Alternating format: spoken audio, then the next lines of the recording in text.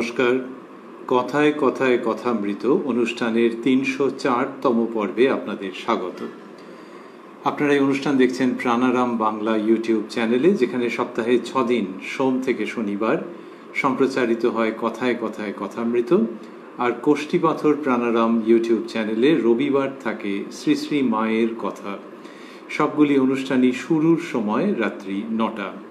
শ্রী শ্রী রামকৃষ্ণ কথামৃততে আমরা গতকাল ছিলাম এবং আজকেও সানন্দে অবস্থান করব ২রা অক্টোবর 1884 প্রসঙ্গে।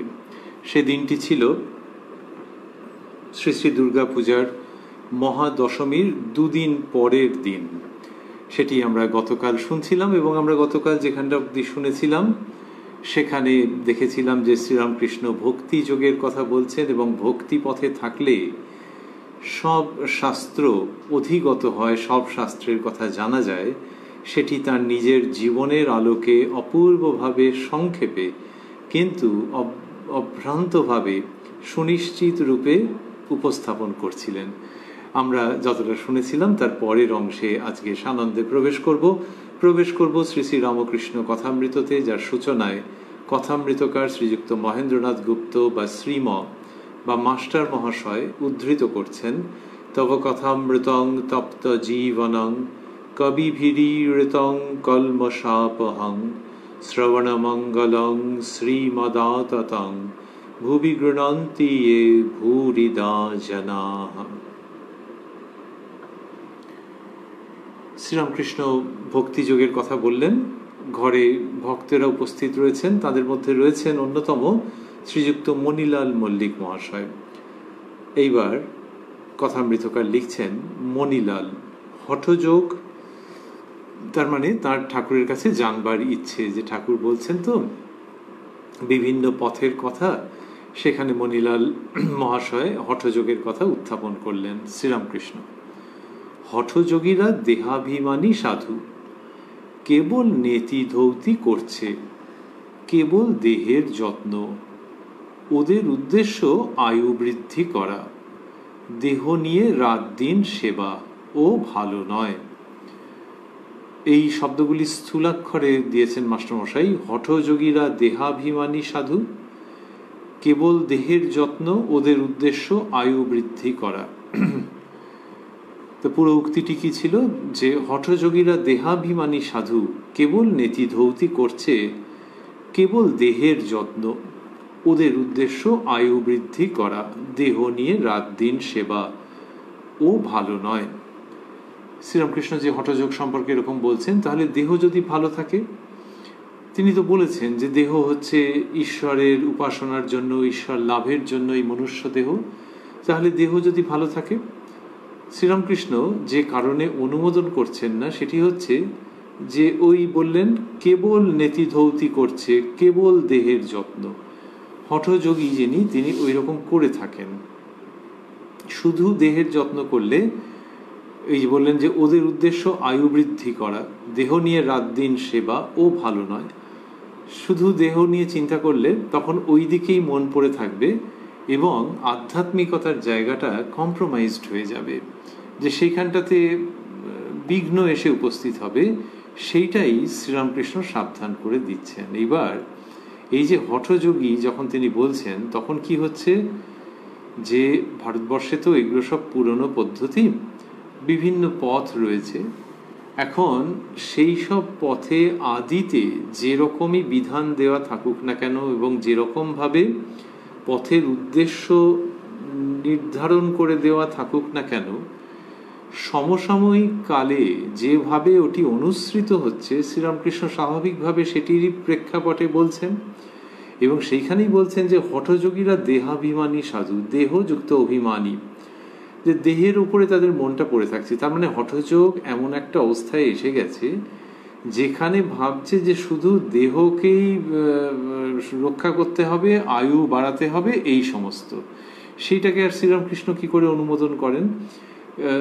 এই হয়ে গেছে। তা সেই কারণে ওটি বললেন যে হঠযোগীরা দেহাভিমানী সাধু, কেবল নেতি ধৌতি করছে, কেবল দেহের যত্ন। নেতি ধৌতি নানান রকমের যে পদ্ধতি আছে, তা সেইটা বলছেন যে কেবল দেহের যত্ন, ওদের উদ্দেশ্য আয়ু বৃদ্ধি করা।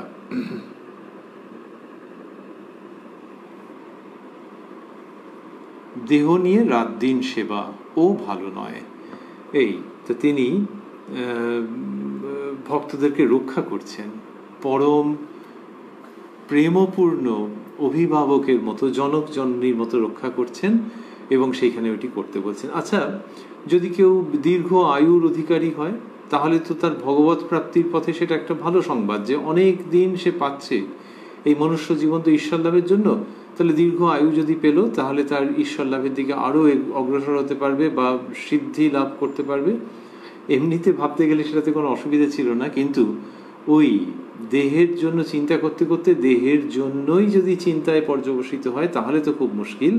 শ্রীরামকৃষ্ণ সেই জায়গাটি সম্পর্কে সাবধান করে দিচ্ছেন। সুতরাং হয়তো অতটা প্রয়োজন নেই, তবু আমরা ভাবি যদি যে তিনি তাহলে দেহের কি যত্ন মানুষে করবে না?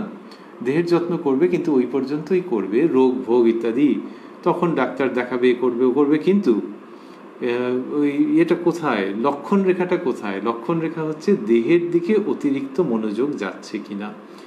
দেহের প্রতি মানুষের তো একটা আসক্তি থাকে, বলা হয় সবচেয়ে বড় আসক্তি, সেটা কি আরো বেড়ে যাচ্ছে? বেড়ে গেলে অসুবিধে কি ছিল? বেড়ে গেলে অসুবিধে হচ্ছে যে এই দেহকে যাই করা হোক না কেন রক্ষা তো করা যাবে না, একটু দূরে ঠেলে দেওয়া যেতে পারে, শুধু জড়াবার্ধক্য ইত্যাদি, কিন্তু সেগুলোকে কি নিবারণ করা যাবে? সেই জন্যই এই সমস্ত প্রসঙ্গ, যে শুধু একটা ঠিক আছে মোটামুটি চলছে এইরকম একটা অবস্থার মধ্যে রেখে তাহলে আর চিন্তা করবে না, না তাহলে সেই চিন্তাটা যাবে কোথায়? তোমার তো সময় আছে, শক্তি আছে, সেই চিন্তাটা যাবে ঈশ্বর লাভের জন্য। এইটা সাধারণ মানুষের জন্য শ্রীরামকৃষ্ণের যে উপদেশ, সেইখানেই তিনি হঠযোগ বা হঠযোগীদের যে সমসাময়িক প্রক্রিয়া বা মনোভাব সেটার সম্পর্কে সাবধান করে দিচ্ছেন। তারপরে বলছেন, তোমাদের কর্তব্য কি? তোমরা মনে কামিনী কাঞ্চন ত্যাগ করবে। তোমরা সংসারকে কাকবিষ্ঠা বলতে পারো না। গোস্বামীরা গৃহস্থ, তাই তাদের আমি বললাম, তোমাদের ঠাকুর সেবা রয়েছে, তোমরা সংসার ত্যাগ কি করবে? তোমরা সংসারকে মায়া বলে উড়িয়ে দিতে পারো না।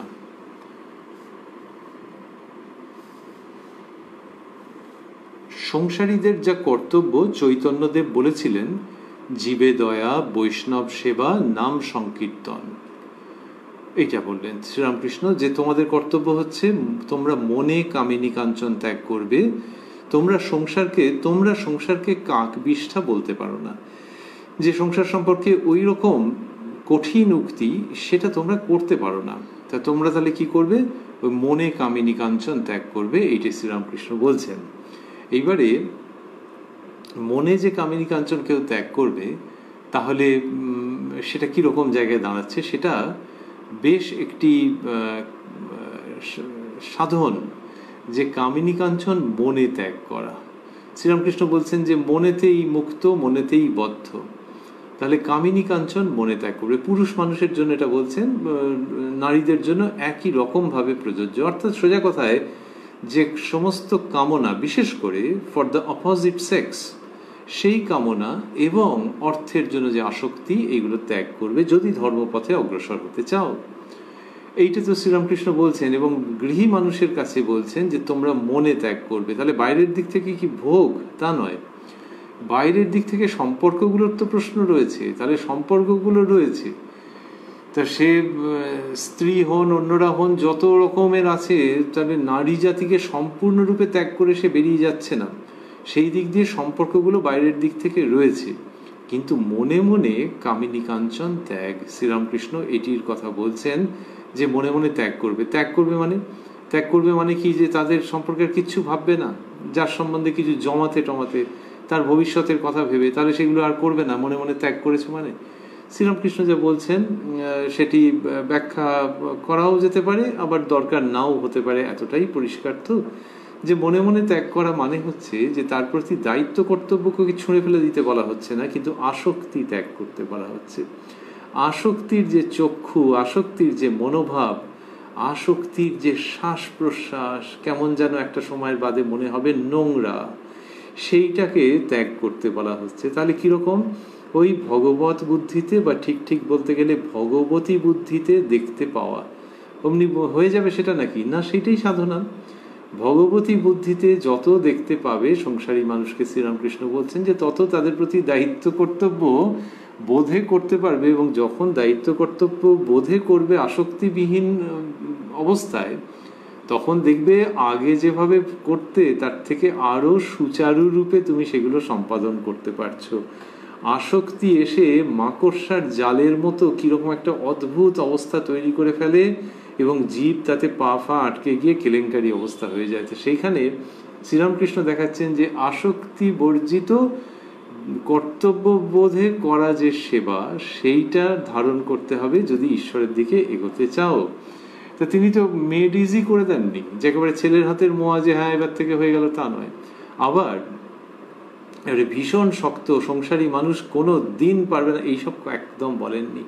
তাহলে সাধন রয়েছে, কিন্তু সাধনের এমন একটি পথ দেখানো রয়েছে যেটি কঠিন হলেও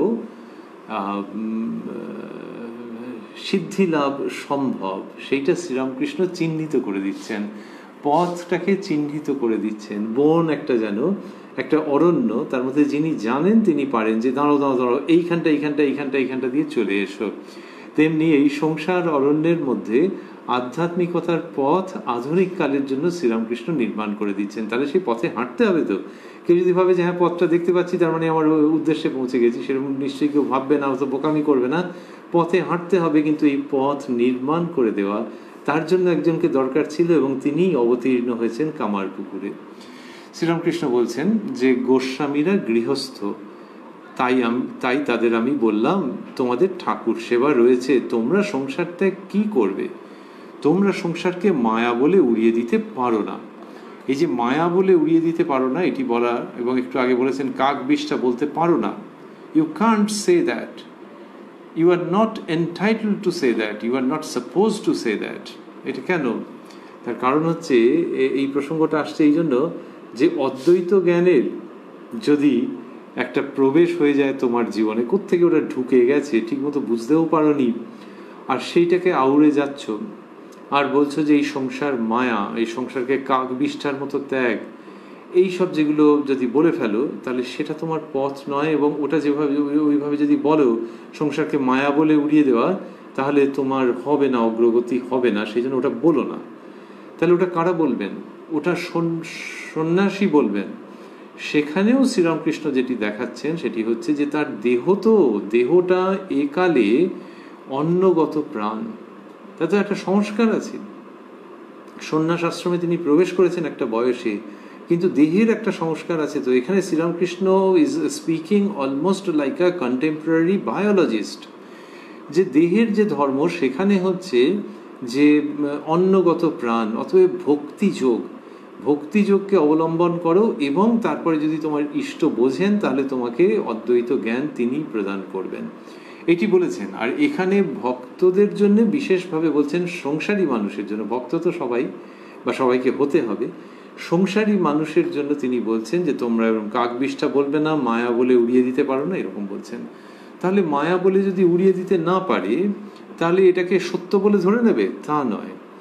মায়া বলে উড়িয়ে যে দিচ্ছে না, তার মানে আবার সত্য বলেও ধরছে না, যে এইটা ওই তাঁরই বিদ্যাশক্তি আর অবিদ্যাশক্তি, এই হচ্ছে ভক্তের দৃষ্টি।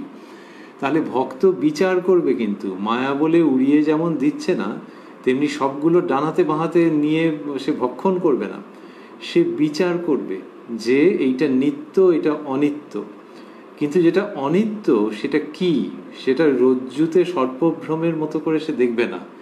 সে দেখবে যে জগৎ কারণ, জগৎ পালয়িত্রী, সেই মা, সেই শক্তি, তারই একটা প্রকাশ, ওই অবিদ্যা শক্তি। এবং সেইটি ভেবে নিয়ে, সেটা বুঝে নিয়ে, সেটা হৃদয়ঙ্গম করে সে ওই অবিদ্যা শক্তিকে হাত জোর করে দূরে রাখবে, আদ্যাশক্তির কাছেই প্রার্থনা করবে যে অবিদ্যা শক্তিকে যেন তিনি সংবরণ করেন। তাহলে এই যে অবিদ্যা এবং বিদ্যা, এটা বোঝবার জন্য তার বিচার দরকার, কিন্তু মায়া বলে উড়িয়ে দিচ্ছে না। Don't be so very inappropriately adventurous, এইটা করতে যেও না। না করে তুমি কি করবে, যে ইষ্ট বলে জানবে যে ইষ্টই সর্বত্র বিরাজিত, এবং তাঁরই বিদ্যাশক্তি অবিদ্যাশক্তি, সেই অবিদ্যাশক্তি থেকে দূরে থাকার জন্য প্রার্থনা করবে। শ্রীরামকৃষ্ণ বলছেন সংসারীদের যা কর্তব্য চৈতন্যদেব বলেছিলেন জীবে দয়া, বৈষ্ণব সেবা, নাম সংকীর্তন। এই শব্দগুলি স্থূলাক্ষরে দেওয়া আছে, জীবে দয়া, বৈষ্ণব সেবা, নাম সংকীর্তন। এটি মণিলাল মল্লিক মহাশয় এবং অন্যান্যদের কাছে বলছেন। এখানে দেখা যাচ্ছে যে তিনি জীবে দয়া কথাটি উচ্চারণ করছেন। ঐতিহাসিক ঘটনা, যেখানে কিনা একদিন বলেছিলেন যে না জীবে দয়া কি, শিবজ্ঞানে জীবের সেবা। তাই এইটা শ্রীরামকৃষ্ণের ভাবের মধ্যে ওতপ্রোত হয়ে আছে। তিনি নিজের কথাকে ওরকমভাবে কেটে দিয়ে ওই শিবজ্ঞানে জীবের সেবা বলুন বা না বলুন, তার ভাবের মধ্যে এটা রয়েছে। নিজের কথা মানে ওই বৈষ্ণব ভাবের যেটা আছে যে জীবে দয়া, সেটাকে যদি না কাটেন তাহলেও বোঝা যাচ্ছে যে তিনি জীবে দয়া মানে যে তুমি দয়া করছো এই ভাবটা নয়, জীবের মধ্যে সেই ইষ্টই আছেন এটি ভেবে তার সেবা করা। এই তো ইমপ্লিসিট এবং আন্ডারস্টুড। কেন না, শ্রীরামকৃষ্ণর মধ্যে তো কোথাও ওই অহংকারের নেই। লিখতে গেলে তো একটু এগোতে হয়, তা নেই মানে লেখাই শুরু করতে পারবে না যখন শ্রীরামকৃষ্ণের প্রসঙ্গ এগোচ্ছে। নেই বললে তো অনেকটা বেশি বাড়াবাড়ি হয়ে গেল, অযথা কিছু শুরুই করতে পারবে না যে সেখানে ওইসব নেই। তাহলে শ্রীরামকৃষ্ণ যখন জীবে দয়া বলছেন, তার মানেই হচ্ছে যে নিজেকে নিচু ভেবে জীবের মধ্যেই তোমার ইষ্ট উপস্থিত রয়েছেন ভেবে তার সেবা করা। তবে হ্যাঁ, তার জন্য একটা দয়া থাকতে হবে। তো একটা দয়ার ভাব না উৎপন্ন হলে হঠাৎ সেবা করতে যাবে কেন? দয়ার ভাবটা আগে, তারপর যেই সেবা করতে যাবে তখনই সঙ্গে সঙ্গে তোমাকে ভাবতে হবে সেবা করতে যাওয়ার আগে যেমন স্যানিটাইজার লোকে দিয়ে নেয় বাইরে বেরোবার আগে, তেমনি দয়ার থেকে যেই তুমি এগোচ্ছ কিছু কাজ করতে, তখন ওই সেবার স্যানিটাইজারটা অ্যাপ্লাই করে নাও, যে আমি দয়া করছি এইরকম ভাব নয়, স্যানিটাইজার অ্যাপ্লাই করা আছে এবং সেই স্যানিটাইজারটা হচ্ছে সেবার ভাব, যে এবার আমি যেটা করব সেটা তাকে পয়সা দিই, তাকে বইপত্র দিই, তাকে ওষুধ দিই, তাকে ত্রিপল দিই, তাকে চিঁড়ে গুড় দিই, যাই দিই না কেন সবটা সেবা ভাবে। তার জন্য দয়া ইনস্ট্রুমেন্টাল। তো শ্রীরামকৃষ্ণ বলছেন যে জীবে দয়া বৈষ্ণব ভাবের মধ্যে, চৈতন্যদেব বলেছেন জীবে দয়া বৈষ্ণব সেবা। বৈষ্ণব সেবা মানে সম্প্রসারিত অর্থে অবশ্যই গ্রহণ করতে হবে যে ভক্ত মানুষদের সেবা। এটা কার কাছে? গৃহীদেরকে বলছেন যে ভক্তদের সেবা, সাধুদের সেবা, সাধু ভক্ত মহাজন সকলের সেবা, যার যেরকম সাধ্য মতো, কিন্তু সেইটা তোমার ধর্মাচরণের অন্যতম অঙ্গ হোক। তুমি যতটুকুনি পারবে তাদের জন্য করবে, তার মধ্যে দিয়ে সেই শ্রীহরিরই সেবা হবে। এই যে ভাব, নাম সংকীর্তন, ঠাকুর তো এটির কথা কতবার বলেছেন যে নাম সংকীর্তন করলে দেহের পাপ পাখিগুলো উড়ে যায়, এরকম বিভিন্নভাবে অসাধারণ ভঙ্গিতে তিনি বুঝিয়েছেন। তারপরে অদ্ভুত কথা বলছেন কেশব সেন বলেছিল উনি এখন 2 করো বলছেন, একদিন কুটুস করে কামড়াবেন। তা নয়, কামড়াবো কেন? শ্রীরামকৃষ্ণের খুব এটাতে অসুবিধে হয়েছে। এইটা মাঝে মাঝেই তিনি উল্লেখ করেছেন যে বাবা বড্ড জ্বালিয়েছে এই কথাটা বলে, এরকম একটা ভঙ্গি। যে কেশব সেন বলেছিল উনি এখন 2 করো বলছেন, একদিন কুটুস করে কামড়াবেন। তার মানে হচ্ছে এমন বৈরাগ্যের উপদেশ দেবেন যেখান থেকে মানে সংসার ছেড়ে তোমাকে বেরোতেই হবে। আর বেরোতেই যে হবে, তুমি সংসারের মধ্যে আছো, তখন বেরোতে গেলে দেখবে কি অবস্থা হয়, যন্ত্রণা কাকে বলে, সে কুটুস করে কামড়ানো। কুটুস করে কামড়াবেন মানে ওই পিঁপড়েতে তো এমন একটা পিঁপড়ে, ছোট্ট, কিছু সন্দেহ করা যায়নি, তবে এমন যে কামড়েছে না বলে বাবা গো মাগো করেছে। তো শ্রীরামকৃষ্ণ নাকি ওরকমভাবে কামড়াবেন। কেশববাবু কি বুদ্ধিতে কি বলেছেন, কেশববাবু বলার একটা কারণ আছে, সেটা হচ্ছে যে তিনি ঠাকুরকে তো খুব ভালোবেসেছেন, খুব অন্তরঙ্গভাবে তাকে বোঝবার চেষ্টা করেছেন। তো তার মনে হয়েছে যে এই শ্রীরামকৃষ্ণ যা বলেন এর মধ্যে তো পুরো বৈরাগ্যের ভাব। আর উনি এই বিবাহ যে কিভাবে করেছেন, মানে কিভাবে রয়েছেন তো জানি নামমাত্র, ফলে ওনার তো সংসার টংসার কোনো ব্যাপারই নেই। তা এই যে উনি করছেন, যে বৈরাগ্যের কথাগুলো বলছেন, আবার সংসারীদের সঙ্গে বলছেন যে হ্যাঁ সংসারী থেকেও হয়, আসলে উনি তো পরমহংস, উনি সন্ন্যাসীর শ্রেষ্ঠ। গৃহী মানুষকে এরমভাবে ডাকছেন, ডেকে তারপর ঘপ করে সন্ন্যাসের আগুনের মধ্যে ফেলে দেবেন। এইটা কেশববাবুর মনে হয়েছে। তাতে শ্রীরামকৃষ্ণের প্রতি তার আকর্ষণ কিছু কমেনি, কিন্তু ভেতরে ভেতরে মনে হয়েছে একদিন কামড়াবেন। তো এইটা আবার ঠাকুরকে বলেও ফেলেছিলেন, তা ঠাকুরকে বলেছিলেন বা অন্যদেরকে সঙ্গে এটা শেয়ার করেছিলেন। ঠাকুর জানতে পেরেছেন যেভাবেই হোক, এইটা ঠাকুরের খুব অসুবিধে রয়েছে, কষ্ট হয়েছে। তা বলছেন কেশব সেন বলেছিল উনি এখন দুই করো বলছেন, উনি এখন দুই করো বলছেন, একদিন কুটুস করে কামড়াবেন। তা নয়, কামড়াবো কেন। এটা কত করুণার সঙ্গে বলা, যে কেশব যে কেন এটা বললো, ওর বয়স হয়েছে, ওর লেখাপড়া রয়েছে, আমার সঙ্গে মিশেছে, আমাকে সন্দেহ করছে যে আমি ওই সন্ন্যাসের জায়গাটাতে কুটুস করে কামড়ে দেবো, আর গৃহী মানুষগুলোকে ধরে ধরে টেনে টেনে সন্ন্যাসী করে দেবো, এবং সেটা সমাজের মধ্যে একটা সাংঘাতিক মনস্তাপ উত্থিত হবে। আমি ওরকম করবো না গো, আমি ওরকম করি না। তা নয়, কামড়াবো কেন, এইটা শ্রীরামকৃষ্ণ বলছেন। তা এই যে ওনার একটা মনের মধ্যে দুঃখ যে কেশব এরকম ভাবে বললো আমাকে, সেই দুঃখে প্রলেপ পড়ছে শ্রীযুক্ত মণিলাল মল্লিকের একটি অসাধারণ দু শব্দের বাক্যে।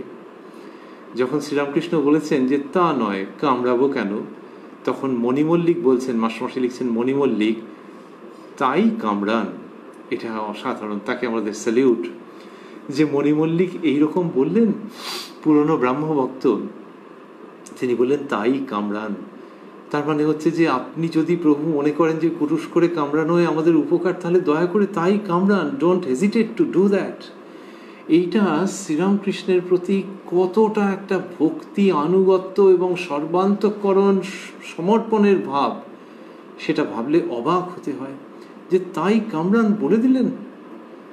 যে কেউ যখন একটা পিঁপড়ে যদি আসে, আর যদি জানা থাকে যে ও কামড়াবে, কেউ হাত বাড়িয়ে দেবে বা পা বাড়িয়ে দেবে যে ও কামড়াক, তাহলে। কিন্তু ঠাকুরকে বলছেন তাই কামড়ান, তার মানে হচ্ছে কেশব সেন ভয় টয় পেয়েছে, কেন জানি না, দুধ তরি, আপনি যা করবেন তাই। বললেন যে তাই কামড়ান। এটা শ্রীরামকৃষ্ণকে বলছেন মণিলাল মল্লিক মশাই।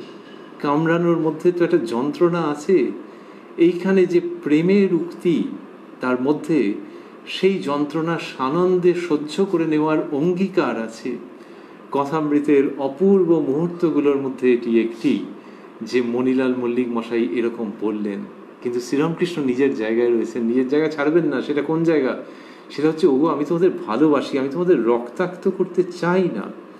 শ্রীরামকৃষ্ণ বলছেন, মাস্টারমশাই লিখছেন, শ্রীরামকৃষ্ণ সহাস্যে, কেন, তুমি তো তাই আছো, তোমার ত্যাগ করবার কি দরকার। দু হাতে করে বুকে জড়িয়ে রেখে দিয়েছেন। বলছেন কেন, তুমি তো তাই আছো, তোমার ত্যাগ করবার কি দরকার। এই যেরকম বলছেন, কে বলছেন? যিনি ত্যাগীশ্বর। ত্যাগীশ্বর হে নরবর দেহ পদে অনুরাগ। ত্যাগীশ্বর এবং মানুষের মধ্যে তুমি শ্রেষ্ঠ। তা স্বামীজি কি আর এমনি এমনি লিখেছেন? যে ত্যাগীশ্বর, কিন্তু কুটুস করে কামড়ান না। তিনি যে ত্যাগের উপদেশ দেন, তা দিয়ে শত শত ছেলে এবং মেয়ে ত্যাগের জীবনে আনন্দের সঙ্গে ঝাঁপিয়ে পড়েছে। কিন্তু তাই বলে তিনি অন্যদের জন্যেও ওটা করেন এবং একটা হিডেন ইন্টেনশন নিয়ে এগোন, তা নয়। এই দুরকমই আছে বলে তিনি নরবর, তিনি মানুষের মধ্যে শ্রেষ্ঠ। তো এইটি তিনি বলছেন। স্বামীজি তার আরাত্রিক ভজনের মধ্যে লিখেছেন, ঠাকুরের আরাত্রিক ভজনে। আর এখানে মণিমল্লিক যখন বললেন, মণিমল্লিক মহাশয়, তখন শ্রীরামকৃষ্ণ বললেন কেন, তুমি তো তাই আছো, তোমার ত্যাগ করবার কি দরকার, বলে বলছেন। মাসমাসে আবারও লিখছেন শ্রীরামকৃষ্ণ, যাদের দ্বারা তিনি লোকশিক্ষা দেবেন তাদের সংসার ত্যাগ করা দরকার। যিনি আচার্য, তাঁর কামিনী কাঞ্চন ত্যাগী হওয়া দরকার। তা না হলে উপদেশ গ্রাহ্য হয় না। শুধু ভিতরে ত্যাগ হলে হবে না, বাহিরে ত্যাগও চাই, তবে লোকশিক্ষা হয়। তা না হলে লোকে মনে করে ইনি যদিও কামিনী কাঞ্চন ত্যাগ করতে বলছেন, ইনি নিজে ভিতরে ভিতরে ওইসব ভোগ করেন। ওই যে শ্রীরামকৃষ্ণের আদর্শে কত শত মানুষ ত্যাগের পথ অবলম্বন করেছেন সানন্দে। এই যখন তিনি ত্যাগের কথা বলছেন, তখন কি অপূর্ব তার মধ্যে দিয়ে অগ্নির শোভা প্রকাশিত হচ্ছে, যেটি দগ্ধ করে না, শুদ্ধ করে। বলছেন, যাদের দ্বারা তিনি লোকশিক্ষা দেবেন তাদের সংসার ত্যাগ করা দরকার। অর্থাৎ প্রথমে হচ্ছে তুমি লোকশিক্ষা দেবে না, তোমায় আমি লোকশিক্ষা দিতে বলেছি, চুপ করো, তুমি যেরকম আছো ঠিক আছো, এই হচ্ছে প্রথম ভঙ্গি। তারপর যিনি আচার্য তার কামিনী কাঞ্চন ত্যাগী হওয়া দরকার বলে ওই জায়গাটা দেখাচ্ছেন। তার মানে কি? তার মানে হচ্ছে যে আমি কামিনী কাঞ্চন ত্যাগের কথা বলি, তো আমি তো সন্ন্যাসের কথা বলি, এই শুনবে, এই দেখো সমস্তটা তিনি মেলে ধরছেন। স্বামী যোগানন্দজি যখন যোগীন্দ্রনাথ তখন তাকে বলেছিলেন যে সাধুকে দিনে দেখবি, রাতে দেখবি, তবে বিশ্বাস করবি। এই যে উনি কুটুস করে কামড়াবেন না, সেই জায়গাটা তো আসছে যে হ্যাঁ, ওই ত্যাগের ব্যাপার স্যাপার আমি বলে থাকি, আবারও বলছি, দিনে দেখবি রাতে দেখবি এটা আরেকটা নিদর্শন যে there is no hide and seek, there is no hidden intention. আমার যে বলার থেকে পরিষ্কার বলি, এবং সংসার ত্যাগের কথা বলি তো, সন্ন্যাসের কথা বলি তো, এই আচার্য যিনি হবেন তার জন্য। এই একটি দিক। আর একটি দিক হচ্ছে যে শ্রীরামকৃষ্ণ ওই যে বললেন দিনে দেখবি রাতে দেখবি তবে বিশ্বাস করবি, এই তো এই সকাল দুপুরে এইসব কথা বলে যাচ্ছেন যিনি এইরকম অনর্গল ভাবে বলতে পারেন, অবিরত বলতে পারেন, তিনি যে কত বড় কামিনী কাঞ্চন ত্যাগী সে আর আলাদা করে ব্যাখ্যার অপেক্ষা রাখে না বোধ হয়। তো সেই জন্য দিনে দেখবি রাতে দেখবি তার মধ্যে এটিও রয়েছে যে হুড় করে বলে যাচ্ছেন, তো এনার কাছ থেকে ত্যাগের কথা শুনতে হবে বটে। তা বলছেন যে যিনি আচার্য তাঁর কামিনী কাঞ্চন ত্যাগী হওয়া দরকার, তা না হলে উপদেশ গ্রাহ্য হয় না। তা আচার্য যিনি তিনি কামিনী এবং কাঞ্চন দুই ত্যাগ করবেন। এইবারে তিনি সংসার ত্যাগী। সংসার ত্যাগী মানে সংসারের সঙ্গে সম্পর্ক রাখেন না। এবার সেইটা যে মানে বাইরের দিক থেকেও, তাহলে ভেতরের দিক থেকে হচ্ছে যে সংসারের সঙ্গে যেন কোনো সম্পর্ক না থাকে, বলা হয় যে মনের ভেতরে সংসার বসিও না যেন, সেটি হলো ত্যাগের পরাকাষ্ঠার সঙ্গে সমার্থক।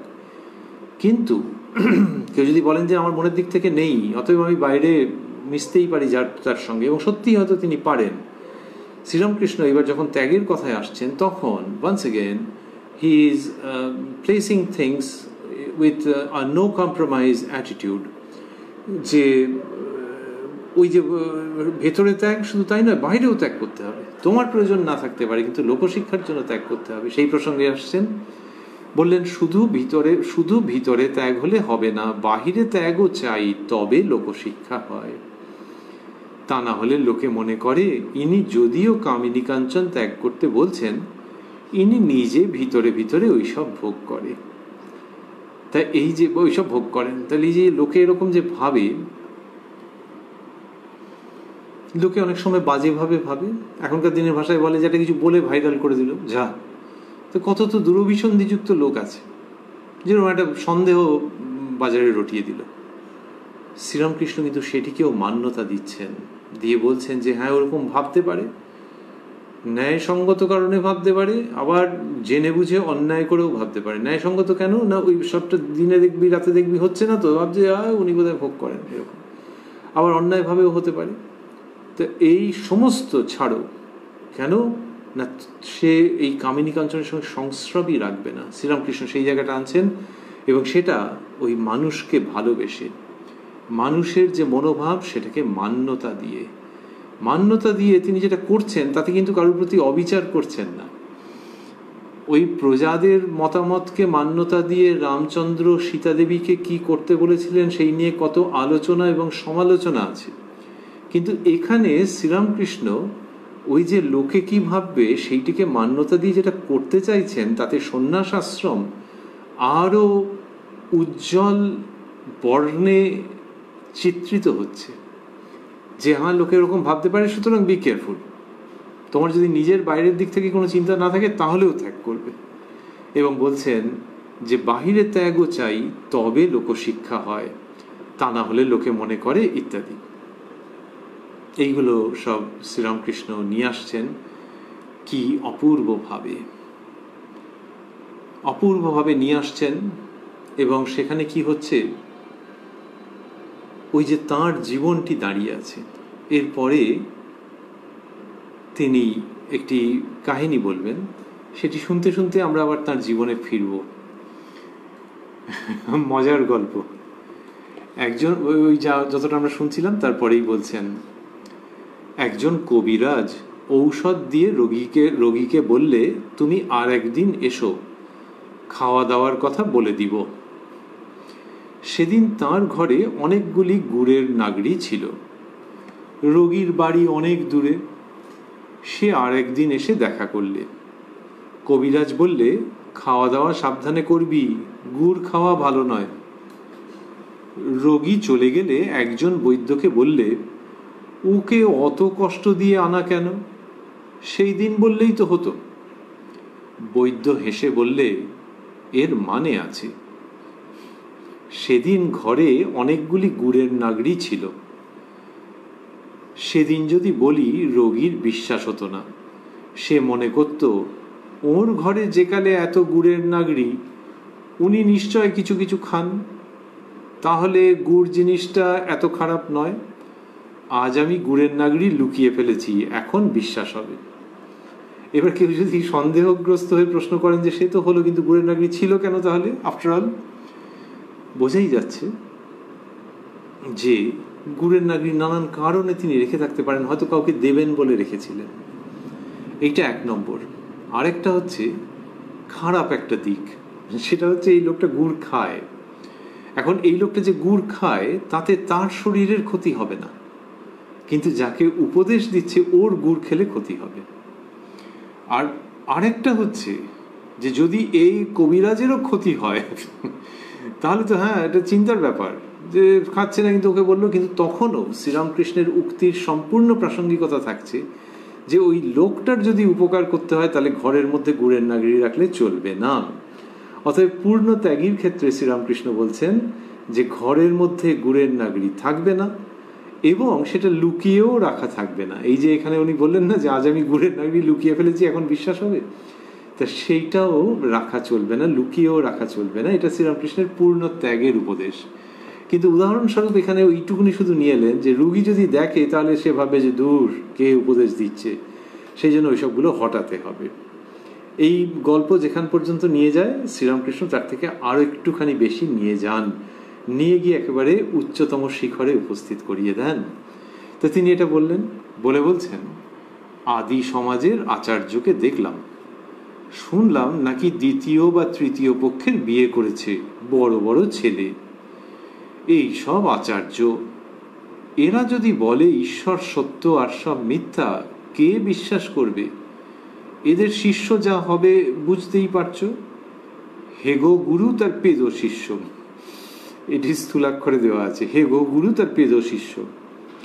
সন্ন্যাসীও যদি মনে ত্যাগ করে, বাহিরে কামিনী কাঞ্চন লয়ে থাকে, তার দ্বারা লোকশিক্ষা হয় না। লোকে বলবে লুকিয়ে লুকিয়ে গুড় খায়। এইখান থেকে আমরা তার জীবনে ফিরব।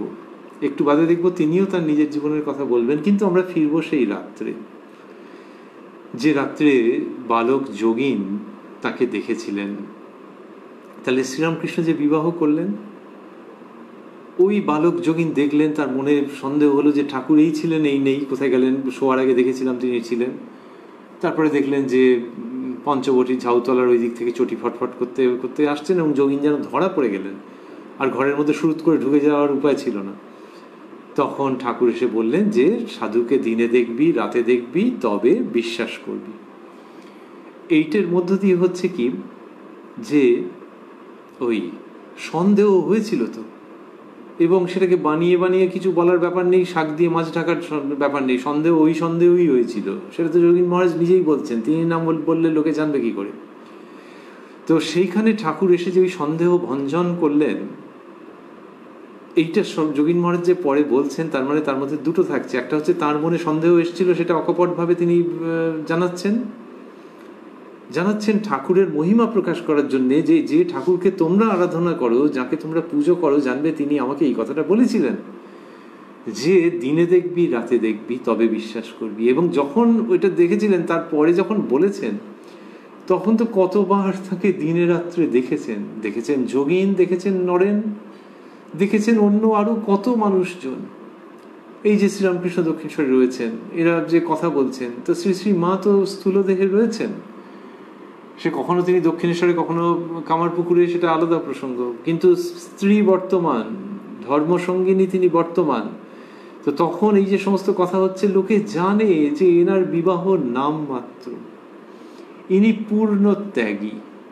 তো শ্রীরামকৃষ্ণ যে বলছেন, সেখানে তার জীবনকে দেখতে পাওয়া যাচ্ছে যে সেই জীবন পূর্ণ ত্যাগের মহিমা নিয়ে অবস্থিত, এবং স্ত্রী বর্তমানে।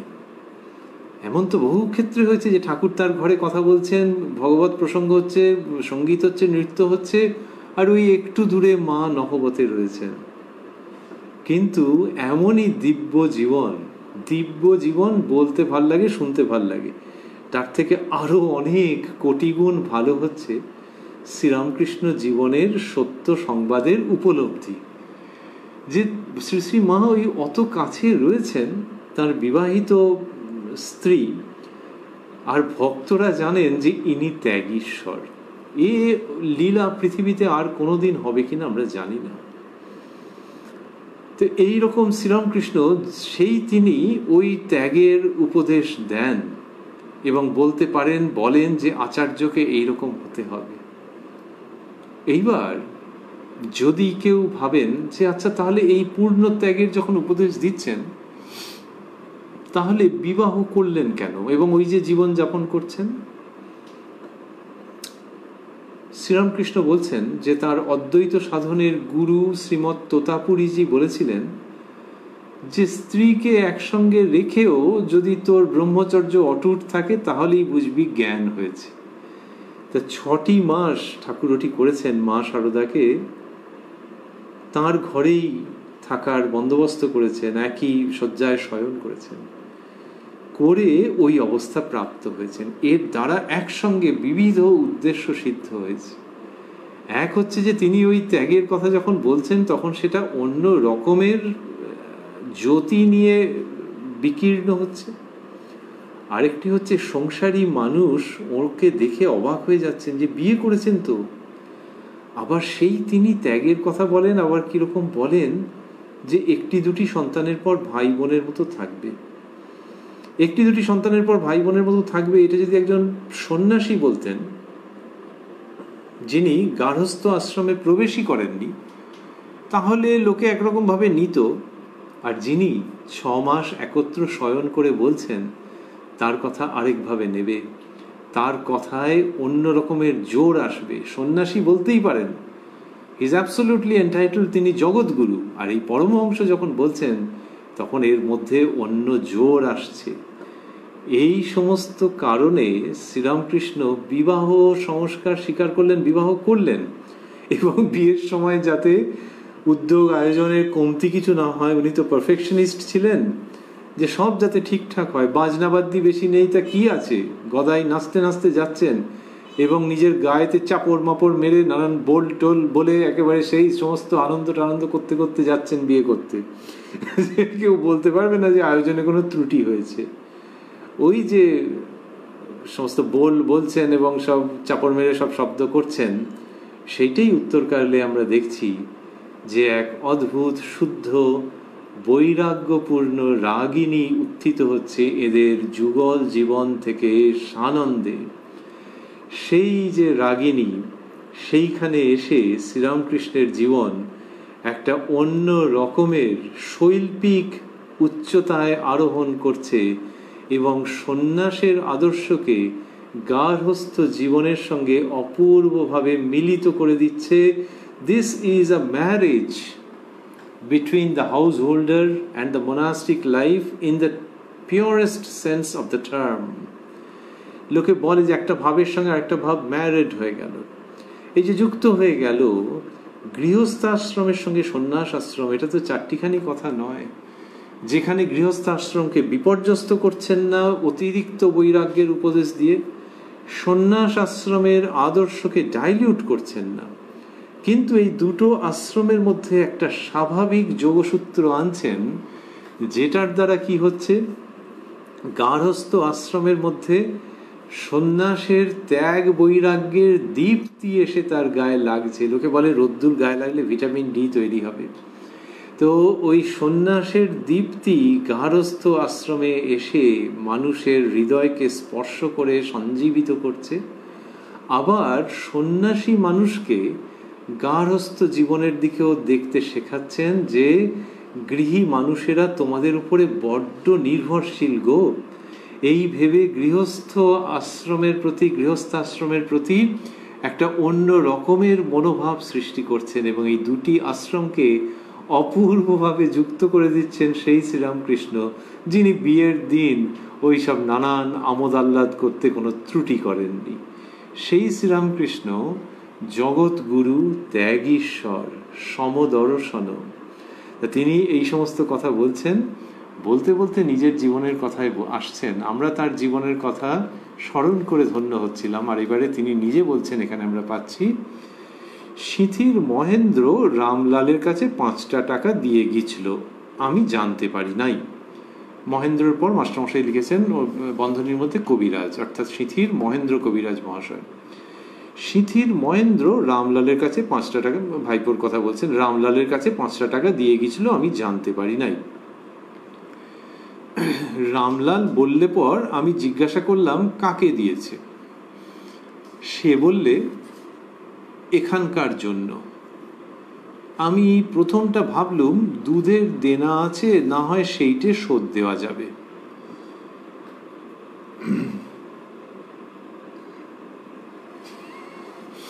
তো এই যে টাকা দিয়েছে, উনি জিজ্ঞেস করেন কি ব্যাপার, এবার স্ক্রুটিনাইজ করতে আরম্ভ করেছেন। আচ্ছা টাকাটা দিয়ে গেছে, কি ব্যাপার? বলছে এখানকার জন্য দিয়েছে। আচ্ছা এখানকার। আমি প্রথমটা ভাবলুম দুধের দেনা আছে, না হয় সেইটা শোধ দেওয়া যাবে। তাহলে শ্রীরামকৃষ্ণের কিরকম জীবন, দুধের জন্য দেনা হয়েছে। দুধ কেন কেনা হলো? তো তার নিজের সেবার জন্য হয়তো। আর তারপরে ভক্তেরা আসেন, ভক্ত ছেলেরা আসেন, তাদের জন্য ওনার কি কতটাই বা মন পড়ে থাকে কত। তা এইটা যে কোনো সময়েরই ঘটনা হোক না কেন, ওই সামান্য হয়তো দুধ কেনা হয়েছে, তো তার আবার দেনা হয়ে গেছে। তিনি ভাবছেন সেইটি শোধ দেওয়া যাবে। তারপর বলছেন, ও মা, খানিক রাত্রে ধর্মর করে উঠে পড়েছি, বুকে যেন বিল্লি আঁচড়াচ্ছে। রামলালকে তখন গিয়ে আবার জিজ্ঞাসা করলুম, তোর খুড়িকে কি দিয়েছে? সে বললেন না। তখন তাকে বললাম, তুই এক্ষুনি ফিরিয়ে দিয়ে আয়। রামলাল তার পরদিন টাকা ফিরিয়ে দিলে।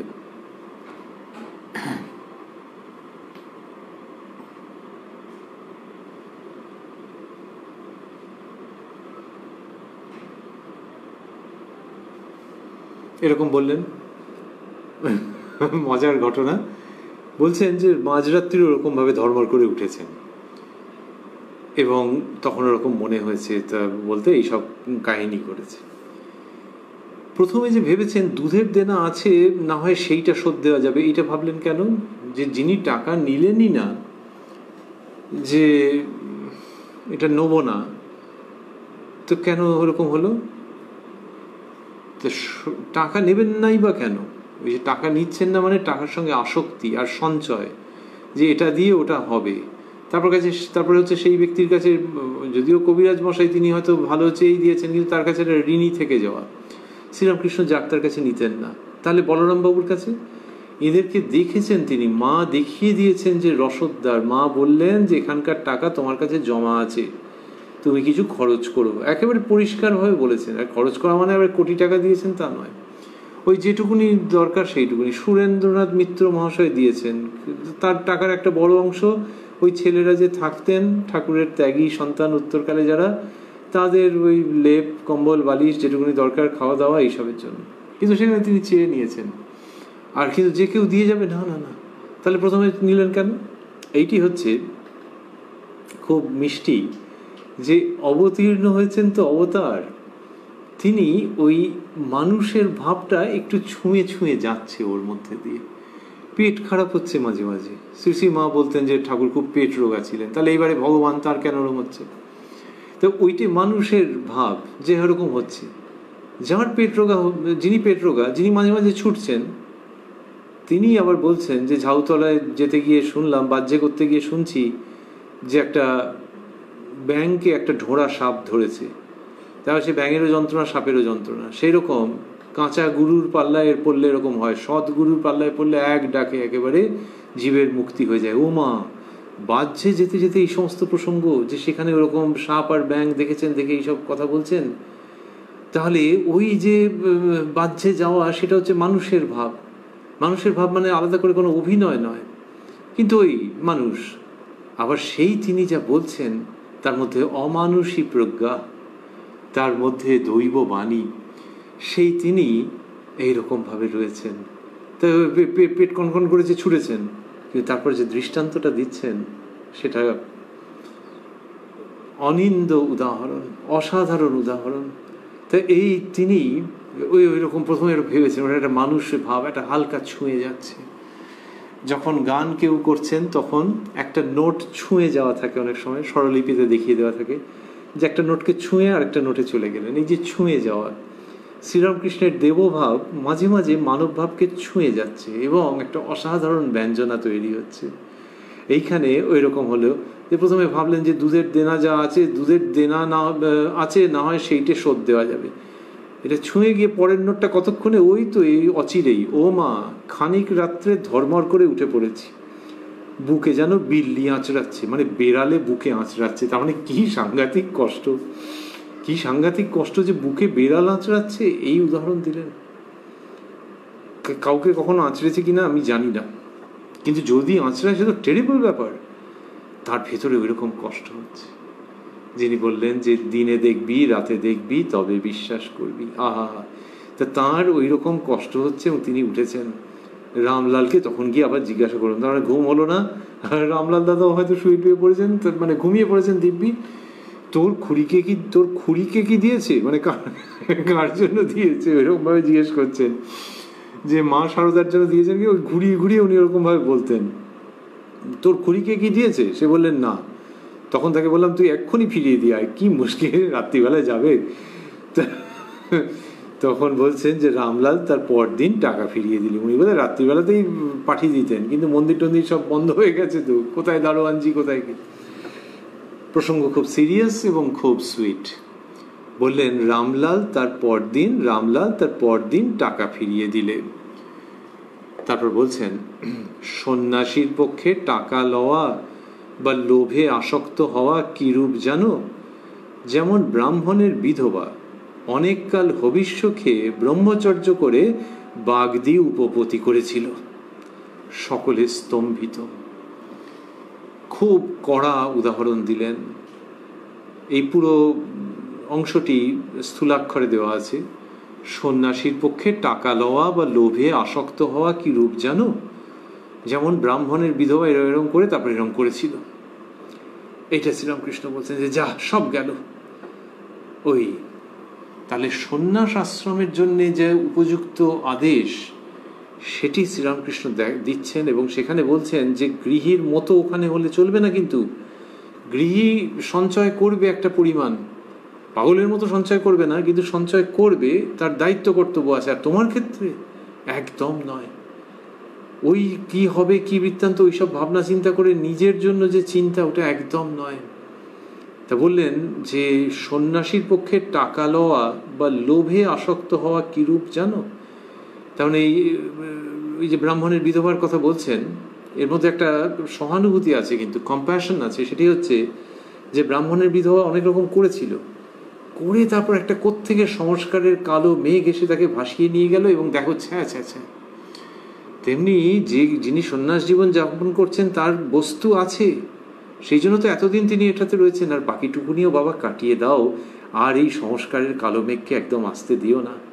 Sri Ramakrishna is warding off that black cloud of সংস্কার।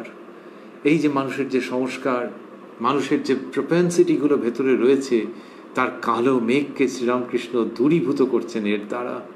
সন্ন্যাসীর ক্ষেত্রে যেটা প্রবলভাবে তিনি দেখাচ্ছেন যে এরকম হতে নেই, এরকমভাবে হতে নেই, সেটা শ্রীরামকৃষ্ণ নিয়ে আসছেন তার এই উপদেশ। আরও বলছেন, ও দেশে ভোগী তেলির অনেক শিষ্য সামন্ত হলো। শূদ্রকে সবাই প্রণাম করে দেখে জমিদার একটা দুষ্ট লোক লাগিয়ে দিলে, সে তার ধর্ম নষ্ট করে দিলে, সাধন ভজন সব মাটি হয়ে গেল। পতিত সন্ন্যাসী সেই রূপ। ভোগী তেলি বলছেন তার অনেক শিষ্য সামন্ত হয়েছে, এবং সেই শ্রেণীর মানুষ তিনি শূদ্র, তাকে সবাই প্রণাম করতে থেকে জমিদারের রাগ হয়ে গেছে এবং সে তার এইরকম ক্ষতি করে দিয়েছে।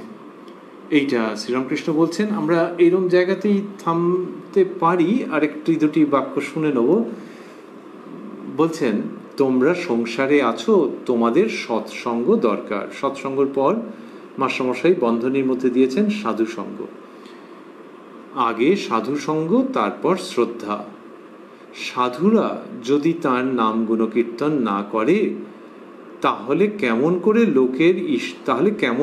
লোকের ঈশ্বরের শ্রদ্ধা, বিশ্বাস, ভক্তি হবে? তিন পুরুষে আমির জানলে তবে তো লোকে মানবে। মাস্টারের প্রতি জ্ঞান হলেও সর্বদা অনুশীলন চাই। ন্যাংটা বলতো, ঘটি একদিন মাজলে কি হবে, ফেলে রাখলে আবার কলঙ্ক পড়বে, সেই জন্য ঘটি রোজ মাজতে হবে। এটি তিনি বলতেন তার অদ্বৈত সাধনের আচার্য গুরু শ্রীমৎ তোতাপুরীজি। এই জায়গাটিতে আমরা থামব।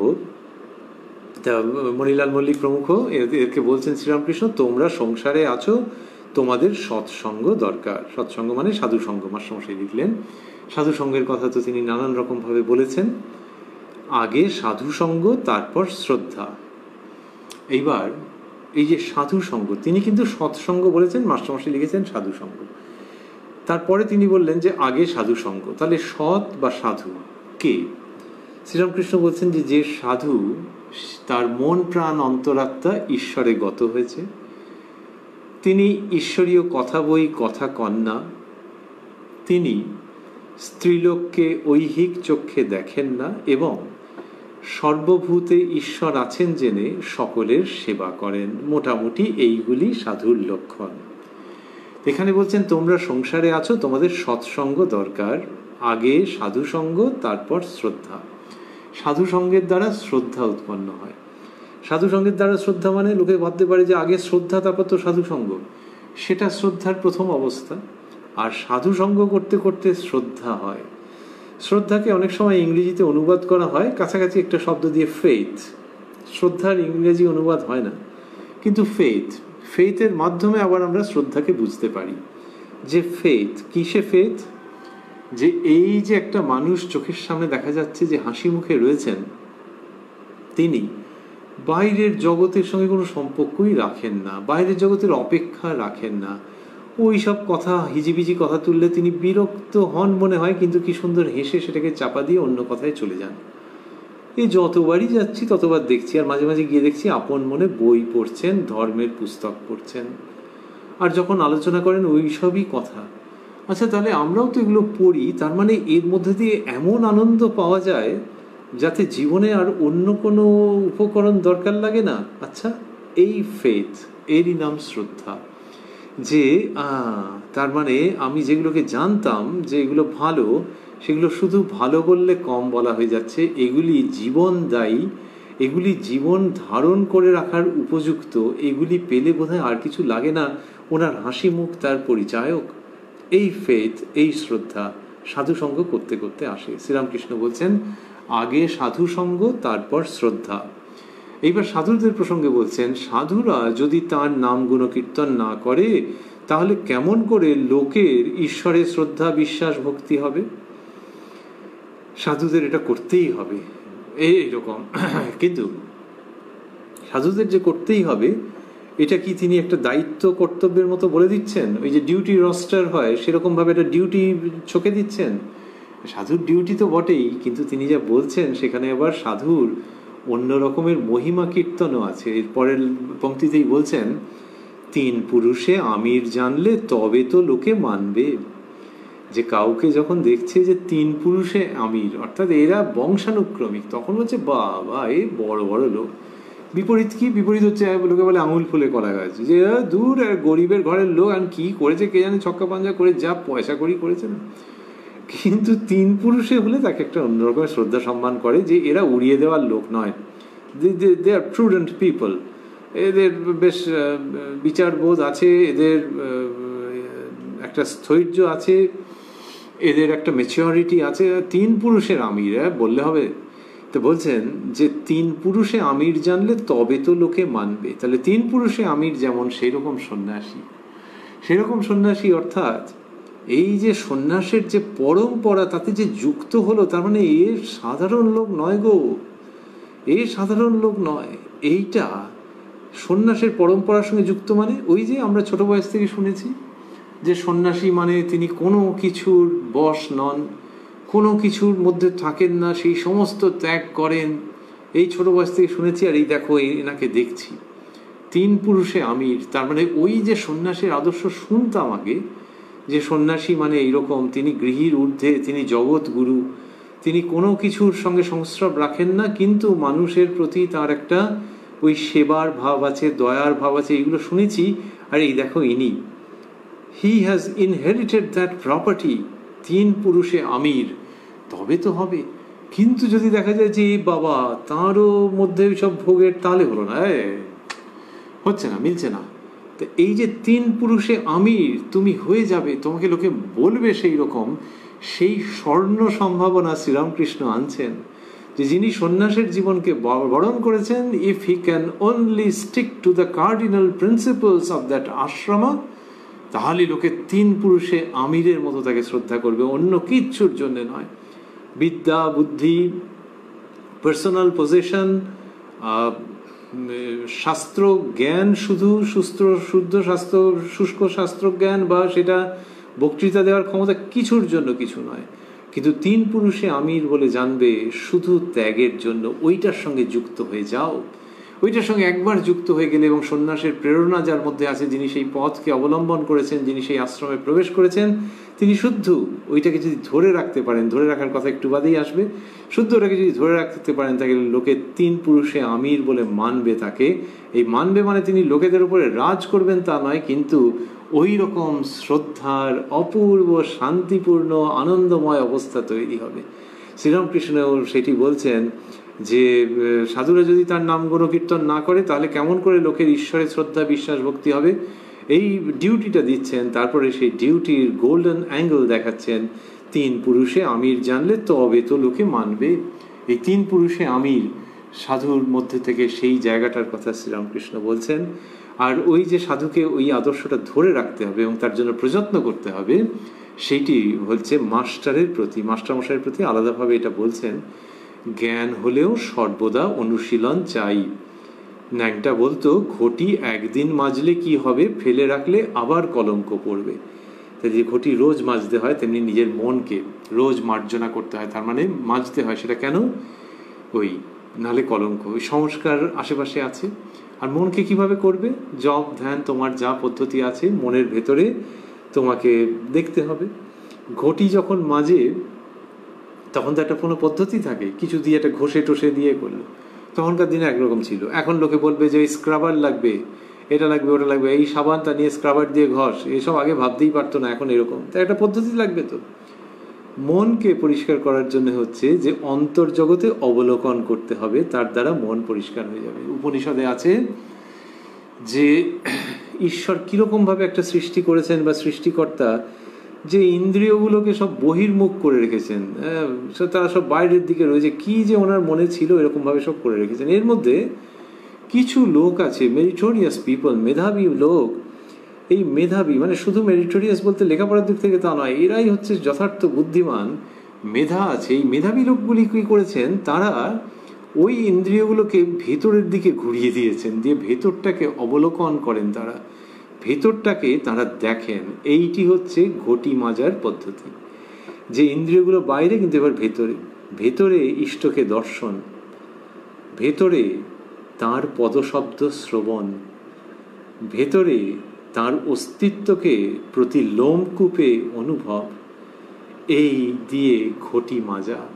এবং সেটা প্রতিনিয়ত। সে তুমি কিভাবে করবে, সে তুমি বাজারে গিয়েও করতে পারো, আবার ঠাকুর ঘরে বসেও করতে পারো, আবার নিষ্কাম কর্মের মধ্যে দিয়েও করতে পারো। সেটা তুমি কিভাবে করবে তুমি নিজের ঠিক করে নেবে, কিন্তু ভেতরে দেখতে হবে সেই ইন্দ্রিয়গুলোর দ্বারা যেগুলো বহির্মুখ। আমাদের এমনি বহিরিন্দ্রিয়, অন্তরিন্দ্রিয় বলা হয়েছে। তো ওই বাইরের দিকে যেগুলো ছুটছে সেগুলোকে ইনওয়ার্ড টার্ন করে দিতে হবে, ওইটা দিয়ে ঘটি মাজা হয়ে যাবে। আর ওটা যদি না করো ময়লা পড়বে, কলঙ্ক পড়বে। শ্রীরামকৃষ্ণ বলছেন ফেলে রাখলে আবার কলঙ্ক পড়বে, এটি তোতাপুরীজি তাকে বলেছিলেন। আমরা এই পর্যন্তই শুনবো। আমরা শ্রীরামকৃষ্ণের কৃপা সাপেক্ষে আবারও মিলিত হব। এই কথায় কথায় কথামৃত অনুষ্ঠানে আগামীকাল প্রাণারাম বাংলা ইউটিউব চ্যানেলে, যেখানে সপ্তাহে 6 দিন সোম থেকে শনিবার সম্প্রচারিত হয় কথায় কথায় কথামৃত, আর কোষ্ঠীপাথর প্রাণারাম ইউটিউব চ্যানেলে রবিবার থাকে শ্রী শ্রী মায়ের কথা। সবগুলি অনুষ্ঠানই শুরুর সময় রাত্রি 9টা। আমরা রয়েছি উদ্বোধন কার্যালয়ে প্রকাশিত শ্রী শ্রী রামকৃষ্ণ কথামৃতের 606 পৃষ্ঠায়। আমরা রয়েছি 2রা অক্টোবর 1884 প্রসঙ্গে। আর শেষ করবার আগে ভাবছি যে ওই যে কেশব সেনের কথা উঠল, কেশব সেন মহাশয় বলেছিলেন এবং ঠাকুর সেটা বলছেন যে উনি বলেছেন যে একদিন কুটুস করে কামড়াবেন, তা নয়, কামড়াবো কেন? আর মণি মল্লিক বললেন যে তাই কামড়ান। ওইটি আমাদের আবারও স্মরণে আসছে, যেখানে ঠাকুর গৃহীর আচরণীয় বলছেন, সন্ন্যাসীর আদর্শ এবং আচরণীয় সব বলছেন। এগুলি যখন বলছেন তখন এই ঠাকুরের ওপর গৃহী মানুষ ভরসা করছেন, সন্ন্যাসী ভরসা করছেন যে ইনি আমাদের শুধুই কল্যাণ চান। ইনি যদি একটা রেগে টেগে কিছু বলে কিছু বোঝান তাহলেও ভালো, যেন তিনি রাগ করেন। এইটা যে ভাব মাস্টারমশাইয়ের দেখা যাচ্ছে, যে যেখানে কিনা ঠাকুর তাকে বকেছেন কোনো কারণে, একাধিক আছে তো কথামৃতের মধ্যে, সেগুলো তিনি দিব্যি ছাপিয়ে দিয়েছেন। এমনকি লিখেছেন মাস্টার অপ্রস্তুত। তো এই যে ঠাকুর যে বকেছেন, বকবেন, 100 বার তিনি বকবেন, তার বকুনি দরকার যেখানে সেখানে তিনি অবশ্য বলবেন। আর যদি বলেন যে না আমি বকবো না, ওই বললে হবে, মহাশয় নিশ্চয়ই বকবেন। এই যে নির্ভরতা, লোকে বলে যে নিশ্চয়ই গোলাপ ফুল দেবেন, কে আর বলে যে আচ্ছা মাথায় একটা দরকারে চড়ও মারবেন। কিন্তু এই যে নির্ভরতা, এটার একটা অনন্য আঙ্গিক আছে। সেটি আজকের অনুষ্ঠান সমাপন করতে করতে আমাদের মনে পড়ছে শ্রীরামকৃষ্ণের গল্পের সূত্রে, যিনি বলেছেন যে রাম এবং লক্ষ্মণ যখন যাচ্ছেন তখন একবার পম্পা সরোবরের তীরে দাঁড়িয়েছেন, আর রামচন্দ্র ওই ধনুর্বাণ বালিতে যেই রেখেছেন তখনই কিছুক্ষণ বাদে দেখা গেল যে অংশটা লাল হয়ে গেছে। তখন রামচন্দ্র বললেন যে ভাই লক্ষ্মণ, মনে হচ্ছে জীব হত্যা হলো, একটু তাড়াতাড়ি দেখো তো। লক্ষ্মণ দেখলেন এটা কোলা ব্যাং মৃত্যু মুখে, এবং রামচন্দ্রের ওই ধনুর্বাণ বিদ্ধ করেছে তাকে, রামের ধনু তা বিদ্ধ করেছে। তখন রামচন্দ্র বলছেন এই কি, তুমি কিছু বলো নাই কেন? তখন সেই ব্যাং বলছে যে যখন অন্যে মারে তখন বলি রাম রক্ষা করো, আর যখন রাম মারছেন তখন কিছু বলি না। এখন রাম মারছেন সেই জন্য কিছু বলিনি, অর্থাৎ রাম যখন মারছেন তখন তাতেই আমার সব কিছু, সেই জন্য ব্লিড করছে তবু সে কিছু বলেনি। এই গল্প বোধহয় এইরকম মরমী ভঙ্গিতে শ্রীরামকৃষ্ণই বলতে পারেন। ঘটনা তো ঘটেছে, আর যিনি রাম, যিনি কৃষ্ণ, এই দেহে রামকৃষ্ণ, তিনিই বোধহয় এইরকম মরমী ভঙ্গিতে এই মরণোত্তর আনন্দের সম্ভাবনাবাহী গল্প বলতে পারেন। এবং বললেন যে অন্য সময় বলি যে প্রভু রক্ষা করো, রামকে ডাকি, এখন তিনিই মারছেন তাই চুপ করে আছি। ওইটি আমাদের মনে হয় যে এই শ্রীরামকৃষ্ণ ওই অর্থে তো মারেন না, কিন্তু সন্ন্যাসের বৈরাগ্যের উপদেশ দেবেন একদিন, আচ্ছা বুঝবেন তখন আপনারা। এই যে কেশব সেন বলেছিলেন, সেখানে মণি মল্লিক বলছেন তাই কামড়ান। এটা আমাদের সেই ব্যাং তার কথা মনে পড়িয়ে দিচ্ছে যে ঠাকুর যদি কামড়ান, কুটুস করে যদি কামড়ান, কোনো অসুবিধে নেই, সহ্য করব, আনন্দ পাব যে প্রভু রামকৃষ্ণ তিনি এটি করেছেন।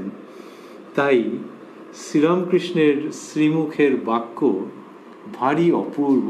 যদ্যপি আমরা পুনরায় স্মরণ করছি, ঠাকুর বলেছেন যে কেন তুমি তো তাই আছো, তোমার ত্যাগ করবার কি দরকার, এইসব ভেবে তাকে নিজের প্রেমালিঙ্গনে নিয়ে এসেছেন মানসিকভাবে।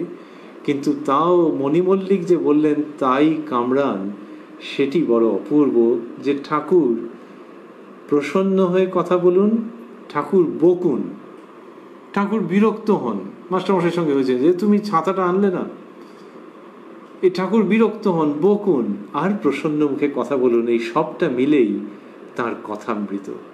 তাহলে তিনি ওই যে বলছেন কামড়ান, অর্থাৎ বকুন, এ করুন, যা কিছু করুন, বিরক্ত হন, কিন্তু তিনি যেন কথা বলতে থাকেন, কারণ তার সেই বিরক্তি, তার সেই অসম্মতি সবটা এবং তার প্রসন্ন মুখের উক্তি সবটা মিলে কথামৃত।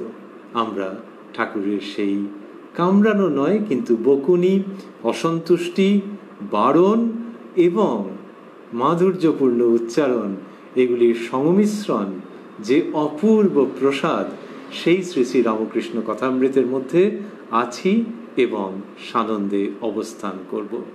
ওং নিরঞ্জনং নিত্যম অনন্ত রূপং ভক্তানুকম্পা ধৃত বিগ্রহং বৈ ঈশাবতারং পরমেশমিড্যং তং রামকৃষ্ণং শিরসা নমামঃ।